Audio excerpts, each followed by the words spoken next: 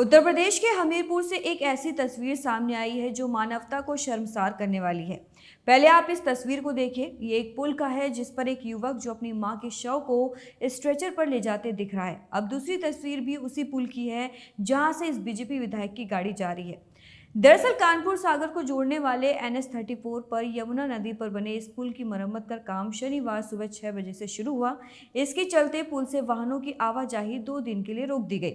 लेकिन जब शनिवार सुबह 6:44 पर सदर विधायक मनोज प्रजापति की कार वहां पहुंची तो पुल पार कराने के लिए यमुना पुल पर लगी बैरिकेडिंग को हटा दी गई और विधायक की गाड़ी को जाने दिया गया।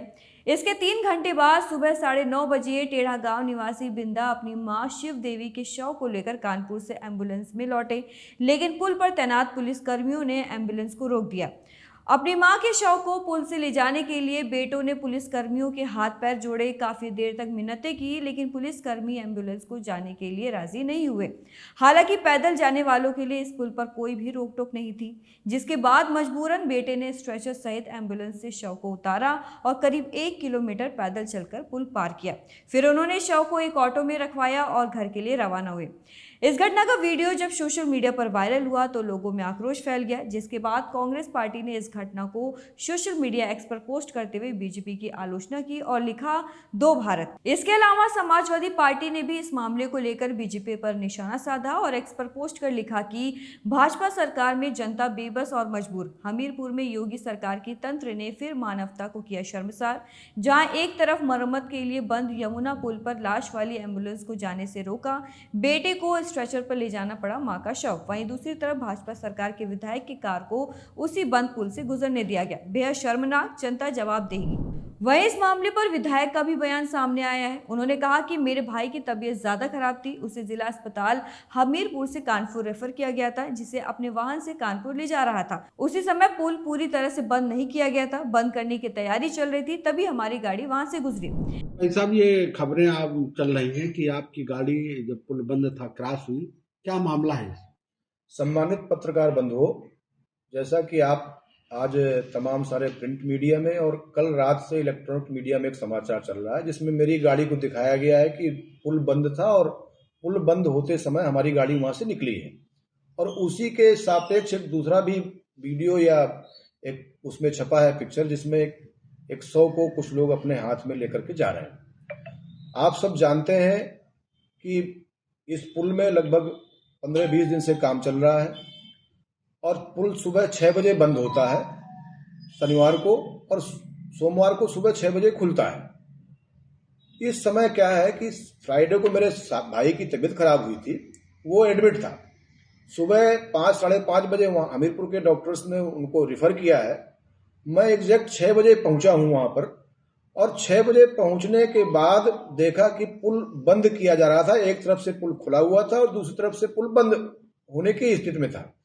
तद समय वहां से हमारी गाड़ी निकली है और पत्रकार बंधुओं ने हमारी गाड़ी के सुबह के निकलने का समय और जो दोपहर में एक वहां से जो फोटो प्रचलित हो रही है किसी शव को निकलने के समय, दोनों को मिलाकर के प्रस्तुत करने का काम किया है। मुझे लगता है कि ये दोनों चीजें अलग अलग हैं। जब जिले का प्रशासन बार बार प्रसारित कर रहा है कि यह पुल इतने बजे से बंद होकर के इतने बजे खुलेगा, तो आप जानते हैं कि बंद होने में और खुले करने में समय लगता है, लगभग 1 घंटे का समय लगता है। उसी प्रत्याशा में मैं वहां से गया था। पुल बंद किया जा रहा था, आधा पुल खुला हुआ मिला। क्योंकि भाई मेरा बीमार था तो उसको लेकर के वहां से हम लोग निकले हैं। मैं चाहता हूं कि जो चीजें मीडिया में छपी हैं और आप लोगों के माध्यम से पब्लिक डोमेन में गई हैं, इससे सरकार की छवि भी खराब हो रही है और कहीं ना कहीं जिला प्रशासन और हम लोगों की छवि में भी आंच आ रही है। तो आप सब लोगों से आग्रह है कि मेरे इस वर्जन को भी आप लोगों के माध्यम से पूरे प्रदेश में डिस्पर्स कर दिया जाए कि मैंने किसी भी नियम का उल्लंघन नहीं किया है।